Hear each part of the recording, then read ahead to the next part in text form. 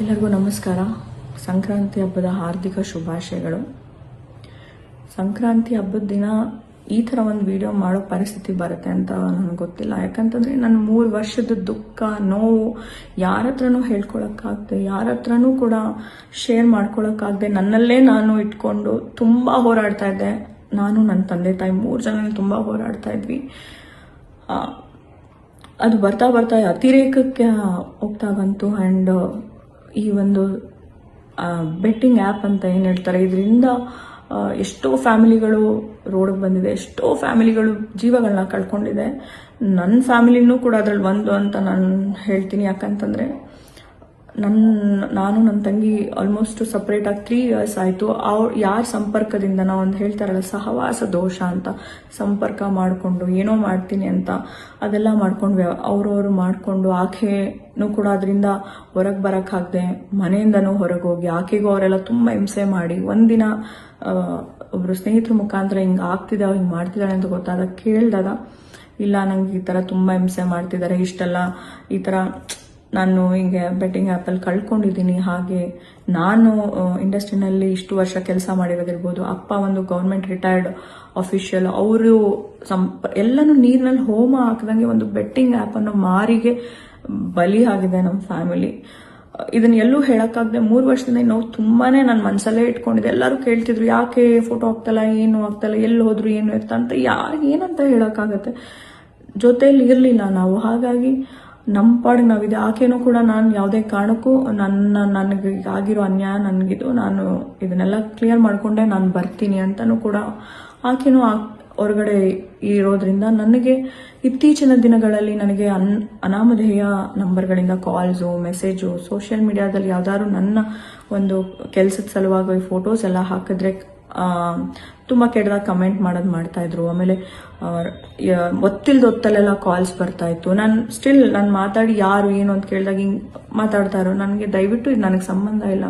ನನ್ನ ಸಂಪರ್ಕಕ್ಕಾಗಲಿ ತಂದೆ ತಾಯಿ ಯಾವುದೇ ರೀತಿ ನಮಗೆ ಅವ್ರು ಯಾರು ಕೂಡ ತಿಳಿಸ್ದೆ ಇದನ್ನ ಅವರೆಲ್ಲ ಒಂದು ಏನು ಹೇಳ್ತಾರೆ ಸರ್ಕಲ್ ಮಾಡ್ಕೊಂಡು ಅವ್ರವ್ರ ಒಂದು ಏನು ಕೆಲಸಗಳು ಮಾಡಿದ್ದಾರೆ, ನಮ್ಗೆ ಯಾರಿಗೂ ಗೊತ್ತಿಲ್ಲ. ಬಟ್ ಆಕೆ ಯಾವಾಗ ಸಂಪರ್ಕದಲ್ಲಿ ಸಿಕ್ಕಿಲ್ಲ ಅಂದಾಗ ನನ್ನನ್ನು ಮಾಡಕ್ ಶುರು ಮಾಡ್ತಾರೆ. ಆವಾಗ ನನ್ನ ತಂದೆ ತಾಯಿಗೂ ಕೂಡ ತುಂಬಾ ಮಾನಸಿಕವಾಗಿ ಹಿಂಸೆ ಆಗುತ್ತೆ.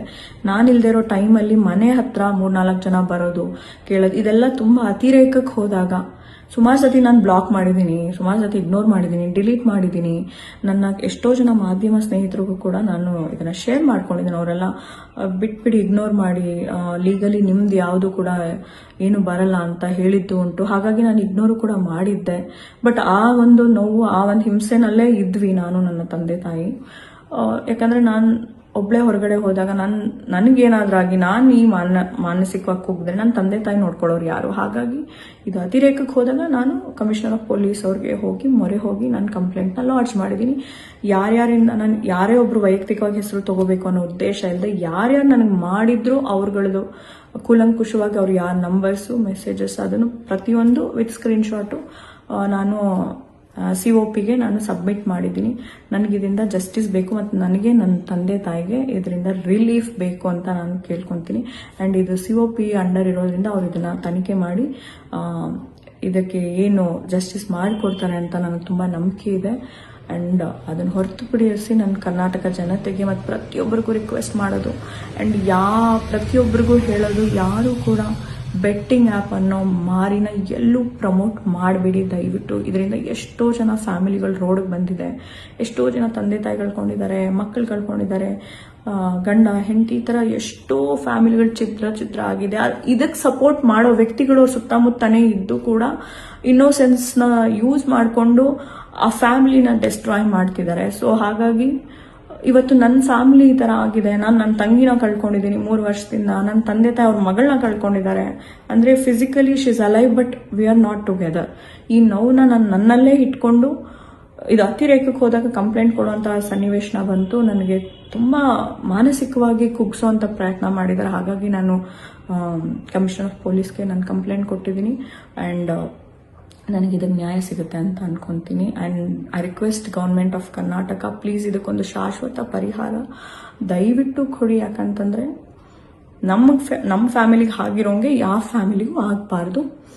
ಆ್ಯಂಡ್ ಯಾರ ಮನೆಯಲ್ಲೂ ಯಾರು ದೂರ ಆಗಬಾರ್ದು, ಯಾರನ್ನೂ ಕಳ್ಕೊಬಾರ್ದು.